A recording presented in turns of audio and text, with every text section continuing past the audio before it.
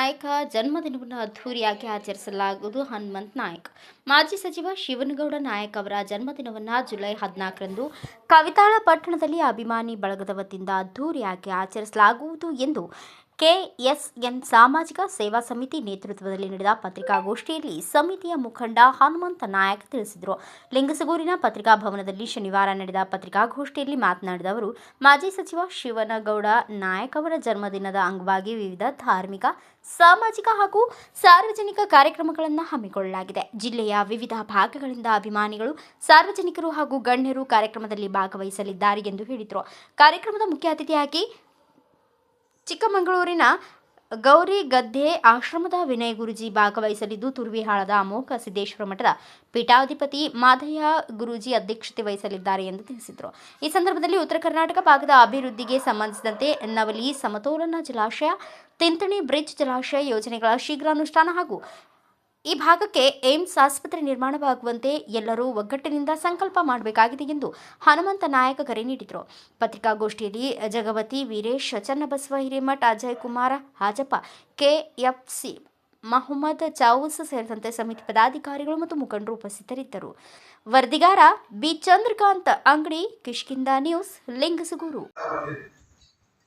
ಪ್ರತಿ ವರ್ಷ ಕಣ್ಣಿನ ತಪಾಸಣೆ ಇರ್ಬೋದು, ಅಥವಾ ಸಾಮೂಹಿಕ ಮದುವೆಗಳಿರ್ಬೋದು, ಅಥವಾ ನಿರ್ಗತಿಯರಿಗೆ ಸಹಾಯ ಮಾಡುವಂತ ಒಂದು ಕಾರ್ಯಕ್ರಮಗಳನ್ನು ಮಾಡಿಕೊಳ್ತಾ ಬರ್ತಾ ಇತ್ತು.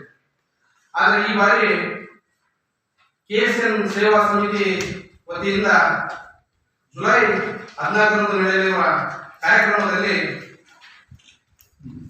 ರಾಯಚೂರು, ಕೊಪ್ಪಳ, ಯಾದಗಿರಿ ಹಾಗೂ ಕಲಬುರಗಿಯ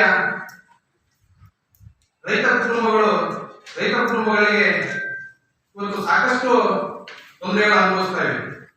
ಇವತ್ತು ಅವರ ಜಮೀನುಗಳಿಗೆ ಇವತ್ತು ನೀರು ತರ್ತಾ ಇಲ್ಲ. ಇವತ್ತು ಆತ್ಮಹತ್ಯೆ ಮಾಡಿಕೊಳ್ಳೋ ಸಹ ನಾವು ನೋಡ್ತಾ ಇದ್ವಿ. ಇಂಥ ಒಂದು ಸಂದರ್ಭದಲ್ಲಿ ರಾಯಚೂರು, ಕೊಪ್ಪಳ, ಯಾದಗಿರಿ, ಕಲಬುರಗಿಯ ರೈತ ಬಾಂಧವರ ಜಮೀನುಗಳಿಗೆ ಸಮಗ್ರವಾಗಿ ನೀರು ತಲುಪಬೇಕು ಮತ್ತು ಈ ಜಿಲ್ಲೆಗಳ ಅಭಿವೃದ್ಧಿ ವಿಚಾರಗಳನ್ನು ಇಟ್ಟುಕೊಂಡು ಈ ಮಾಜಿ ಸಚಿವರಾದ ಕೆ ಶಿವನಾಯಕ ಹುಟ್ಟುಹಬ್ಬವನ್ನು ಕೆಎಸ್ಎನ್ ಸೇವಾ ಸಮಿತಿಯಿಂದ ಏರ್ಪಡಿಸಲಾಗಿದೆ, ಉಳಿದುಕೊಂಡಿದೆ.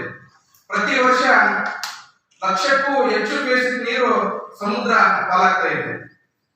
ಇಂಥ ಸಂದರ್ಭದಲ್ಲಿ ರಾಯಚೂರು ಜಿಲ್ಲೆ, ರಾಯಚೂರು, ಮಾನ್ವಿ, ಸಿನ್ನೂರು, ಮಸ್ಕಿ, ಸೀನೂರು, ತಲಕೆರೆ, ರಾಯಚೂರು ಗ್ರಾಮೀಣ ಹಾಗೂ ಕೊಪ್ಪಳ ಜಿಲ್ಲೆಯ ಕಾಟಗಿ, ಕನಕಗಿರಿ ಭಾಗದ ರೈತರಿಗೆ ಈ ನವಲಿ ಕೆಲಸ ನಿರ್ಮಾಣ ಮಾಡಿದರೆ ಈ ಭಾಗದ ರೈತ ಬಾಂಧವರ ಒಂದು ಜಮೀನುಗಳಿಗೆ ನೀರು ತರಿಸಿದಂತಾಗುತ್ತದೆ.